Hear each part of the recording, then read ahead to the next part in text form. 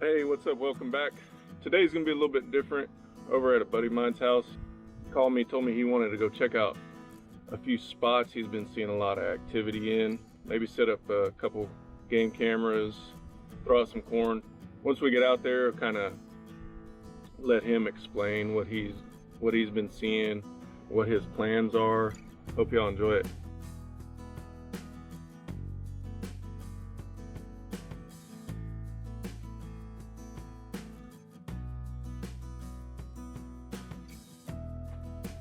They're not hitting corn at all.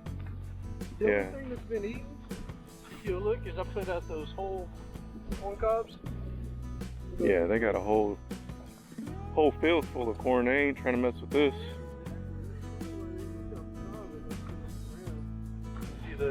There's one of my tripods. Oh yeah. Perfect little shooting window and really well grown up.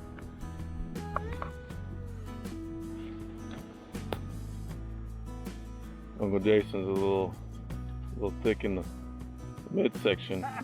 He has a hard time.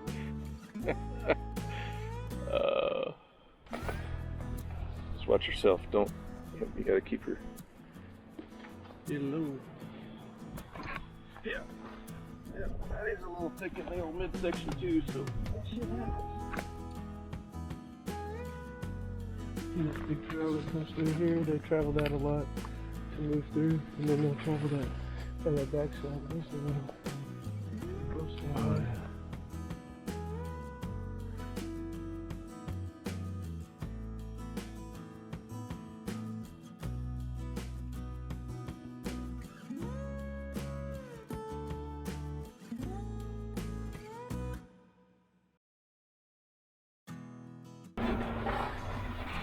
See that tree line over here?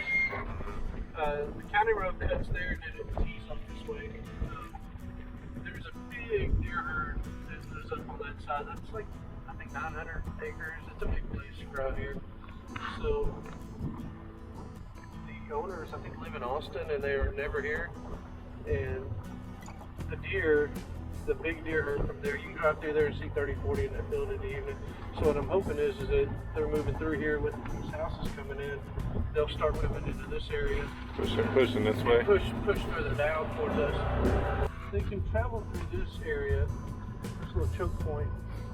I don't know where they come out, but I don't know how well you'll be able to see the tracks as dry as it is right now.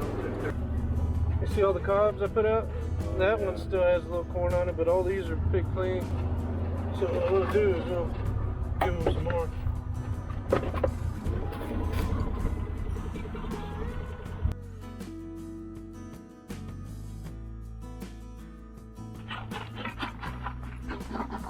Shoot, I'd eat that one right there.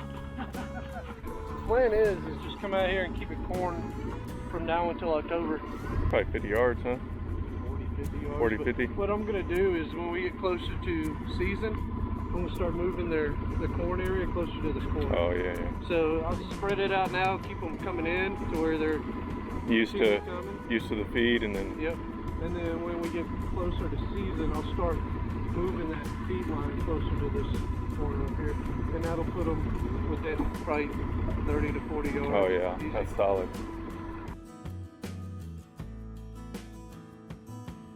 This is the side where that big property is. This one and the one on the other side of the county road are two different owners, but this is where that big deer herd comes from. When I shot that 150-inch 11, I drew him out of this same property. I never put up an actual feeder, I just used the tailgate feeder. Every day I come out here and put a 5-gallon bucket through that tailgate feeder. Oh yeah. Every single day. And those deer started working their way down that tree line from this north side. And eventually I started getting those. There were 3 really nice bucks that started coming in. 2 8s that were super wide. Just really impressive 8s. And then that 11 point was the biggest. And they started following the doe in, and then when the season started, I was sitting in that tree stand bow hunt, never did see them, and then I think it was early November is when they were already chasing, and he came in from this field across down that tree line where I've been corning, following that doe. but it's the same herd of deer from the same area. That's moving over that other just, spot. From where we're at right now, that tree line's just right there. Oh yeah. So it's the same group of deer. So I know there's good bucks and good genetics in that herd. All I got to do is start getting them over there now.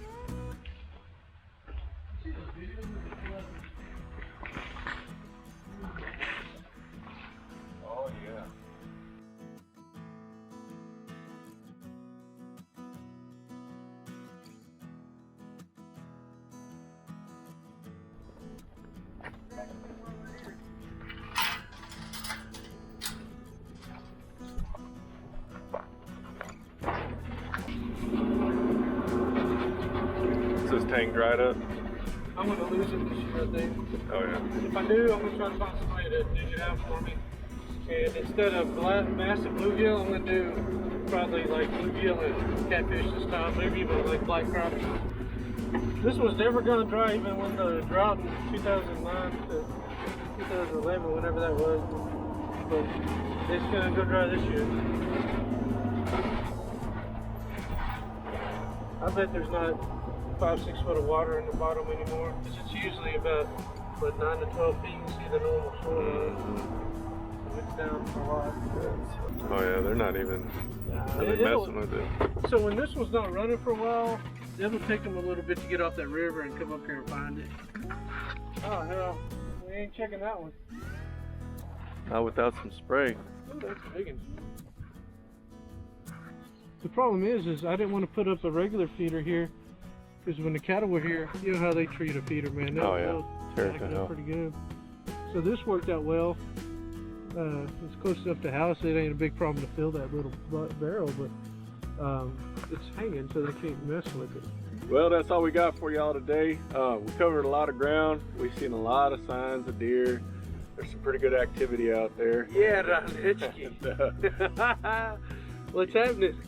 No. No. Well, I'm just doing my outro, man. No.